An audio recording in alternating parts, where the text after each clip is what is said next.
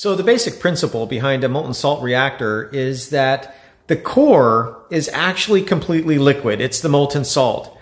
And the core is where the molten salt comes into a large volume, large enough to allow criticality to occur.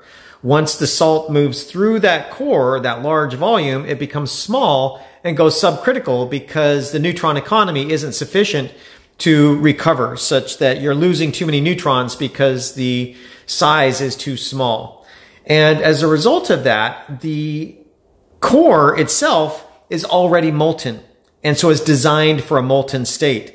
And the amount of heat capacity that a molten salt reactor has is huge, so that all the residual heat that would be generated if it went subcritical would be retained in the material. It wouldn't boil. It would not go through a phase change. It would just get really, really hot, and that's it. And then it would just have to cool off passively.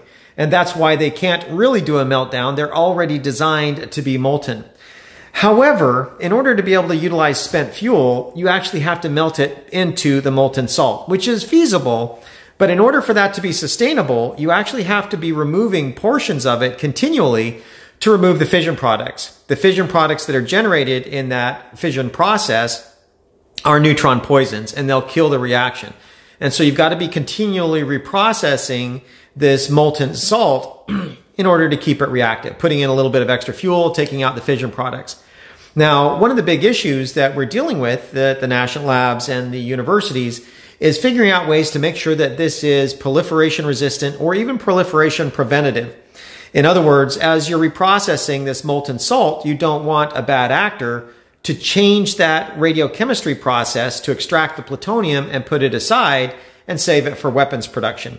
But as with any nuclear process, there are controls that we can use, and we're still trying to make them far more robust and make it so that it is next to impossible for somebody to do that without alerting the international community. The point being, if the international community knows that somebody's starting to do it, you can start dealing with it with words rather than with bullets very early on. And that's what we like. That's why we do nuclear nonproliferation research, is to give the diplomats those kinds of tools. So it's some really cool research. Molten salt reactors are really cool. And I hope that answered your question. So have a good day. Thanks for asking. Bye.